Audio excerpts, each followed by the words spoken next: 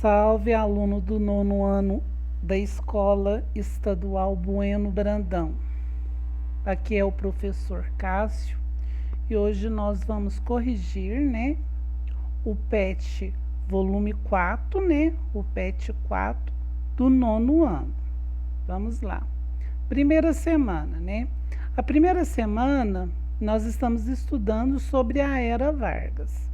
Lembrando que a Era Vargas, ela é dividida em 3 períodos: governo provisório, governo constitucional e o Estado Novo. Bora lá para a primeira pergunta. Questão número 1. Relacione a crise de 29 nos Estados Unidos e no mundo com a economia brasileira, a queda da exportação de café e a crise da chamada Primeira República. Então aqui está uma coisa meio que parece tenebrosa, mas é uma coisa fácil de se fazer, Vamos lá, vamos começar. O que foi a crise de 1929? Foi uma crise de superprodução que ocorreu nos Estados Unidos, Houve uma superprodução, houve muito produto no mercado e os preços despencaram.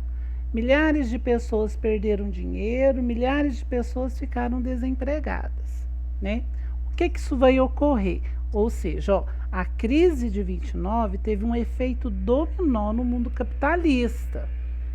Neste sentido, a economia brasileira dependente da exportação do café, lembrando aqui que o café era o principal produto da economia brasileira nesse período, muito sentiu com a queda de procura desse produto, tanto nos Estados Unidos como pela Europa. Tal fato que fez com que o governo comprasse o excedente desse prejuízo e o queimasse para que o preço viesse a cair. Ou seja, gente, o governo ele estipulou uma política, eu vou equilibrar esse preço, então eu vou comprar o café e vou queimar. Eu comprando o café, eu vou diminuir a quantidade de produto, ou seja, eu diminuindo essa quantidade de produto no mercado, o preço não vai cair, porque nós sabemos que a lei da oferta e procura, o que ocorre?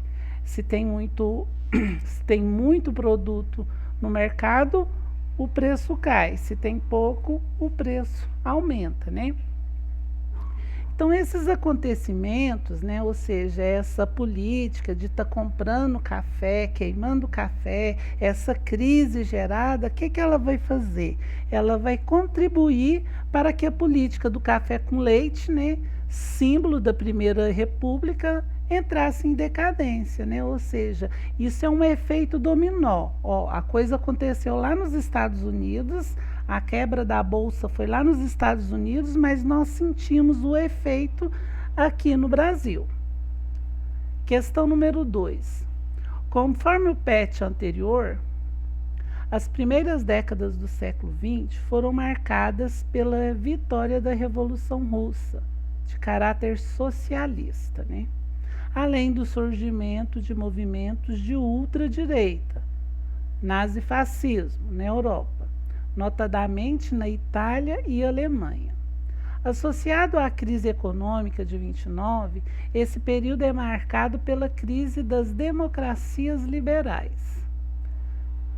Tais movimentos têm repercussão também no Brasil, a partir do surgimento do movimento como a ANL e a AIB, ou seja, Aliança Nacional Libertadora, de origem socialista, e o movimento integralista brasileiro, AIB, de cunho ultra da direita, da extrema direita, quer dizer, ou seja, de cunho fascista nazista, A partir do diálogo com seus colegas e professores e pesquisando no livro didático e em outros materiais, preencha o quadro abaixo. Vamos lá, O PET nos deu o quadro, De um lado a ANL, Aliança Nacional Libertadora, do outro lado a AIB, ou seja, os integralistas, Então está pedindo a influência, os principais propostas e a principal liderança. Vamos lá, ANL. Qual que foi a influência da ANL? o socialismo implantado na União das Repúblicas Socialistas Soviéticas. Belezinha? As principais propostas da ANL: o não pagamento da dívida externa, a nacionalização das empresas estrangeiras que atuavam no país, a formação de um governo popular, garantia dos direitos e liberdades individuais a todos os cidadãos. E a principal liderança da ANL, era o Luiz Carlos Prestes.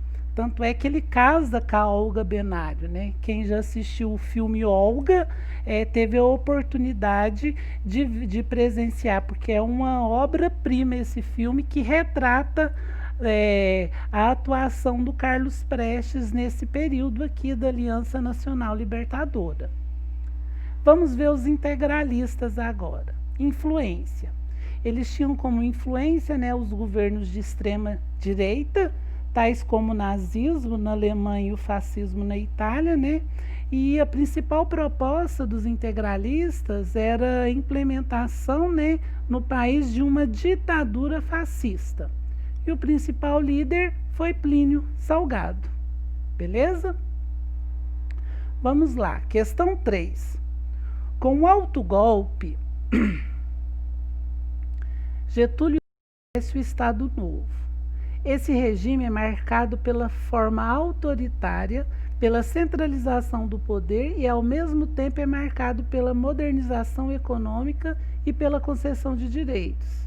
Diante disso, responda a questão abaixo. Antes de responder a questão, eu gostaria de falar para vocês que o Estado Novo, ou seja, a fase ditatorial do governo Vargas, ela surge com uma fake news. Ah, professor, mas nessa época não tinha internet. Não tinha internet, mas o governo de Getúlio Vargas, aliado com os militares, inventou um documento fake, ou seja, falso, que era o plano Cohen. Dentro desse plano, o que eles falavam? Que os comunistas pretendiam invadir o Brasil. Aí, o que o Getúlio Vargas faz? Ele vai na rádio, apresenta esse plano, esse documento fake, instaura um estado de sítio e começa o Estado Novo, que é a fase ditatorial do governo Vargas, Vamos lá. Questão letra A. Por que podemos dizer que o Estado Novo foi um período marcado pelo autoritarismo? Aponte características do regime que justifique essa afirmativa. Vamos lá. O Estado Novo foi implementado, no dia 10 de novembro de 1937. Foi comunicado à população brasileira por meio do programa de rádio, A Hora do Brasil, pelo próprio Vargas. As ações tomadas golpeavam diretamente as instituições democráticas. O Congresso Nacional foi fechado, bem como as assembleias estaduais e as câmaras municipais. O Poder Executivo passou a ter controle efetivo sobre as demais instâncias de poder, com o pleno apoio das lideranças militares, Ou seja, nós vemos aí uma união do governo executivo federal com os militares. Qual que era o objetivo dessa união? O golpe militar, E implementação do Estado Novo, que vai até 45. Vamos lá. B. Podemos afirmar que, no período Vargas, houve uma modernização da economia brasileira. Cite exemplos que podem ilustrar seus argumentos, Vamos lá, o nacional desenvolvimentista, ou o modelo político-econômico adotado pelo regime varguista, ele investiu fortemente na indústria de base nacional, em setores da administração pública e também em reforma das Forças Armadas. Destaca nesse contexto a criação do Conselho Nacional do Petróleo e o Departamento Administrativo do Serviço Público, o DASP. Nas Forças Armadas foi criado o Ministério da Aeronáutica, E dentre as principais indústrias criadas nesse período destacam-se, Vamos lá. Primeira, em 1941, a Companhia Siderúrgica Nacional. 1942, Companhia do Vale do Rio Doce. Lembrando que essa companhia, né, que era estatal, ela foi rifada pelo governo tucano de Fernando Henrique, né, e privatizada. Hoje ela não pertence ao Estado, né? Ela é uma empresa privada, né? Vendeu a preço de banana. Em 1942 também nós temos a Fábrica Nacional de Motores, né? Em 1943, vai ter a inauguração da Companhia Nacional de Alcális. E em 45, a Companhia Hidrelétrica do São Francisco. Lembrando que o Projeto Nacional Desenvolvimentista, né, também abrangia a expansão populacional, né, para a região centro-oeste e norte. Projeto conhecido como a Marcha do Oeste. Dessa maneira, foram criados os seguintes estados: o Amapá, Rio Branco, que posteriormente passou a ser chamado de Roraima, Guaporé, atualmente designado de Rondônia, e Ponta Porã e Iguaçu, separados respectivamente dos estados do Mato Grosso e Paraná. Lembrando que Ponta Porã e Iguaçu foram extintos, esses estados, né, foram extintos. Então, nós vimos, o governo Vargas, esse nacional desenvolvimentista, ele vai atuar em várias frentes, né? Eles vão tentar modernizar a máquina burocrática do Estado, eles vão criar companhias, né, em indústrias nacionais e vão estar também tentando mexer com a população, né? Ou seja, a expansão populacional para a região centro-oeste e norte. Belezinha? Agora nós vamos para a questão letra C. Quais as principais inovações na legislação trabalhista trazidas por Vargas? Vamos lá. Dentre as medidas mais importantes do período, estiveram a criação da Justiça do Trabalho, né? Lembrando que a Justiça do Trabalho foi criada em 1º de maio de 1939, né? E a consolidação das leis trabalhistas, né? Que foi um presente, né, entre aspas, de Getúlio Vargas à classe trabalhadora, né? E ele vai estar assinando essa lei, a CLT, no dia 1º de maio de 1943, né? Mas o que é isso, professor? CLT. CLT é a abreviação de Consolidação das Leis Trabalhistas. Ela vai unificar, né, toda a legislação trabalhista presente no Brasil até aquele momento, além de introduzir novos direitos trabalhistas, né?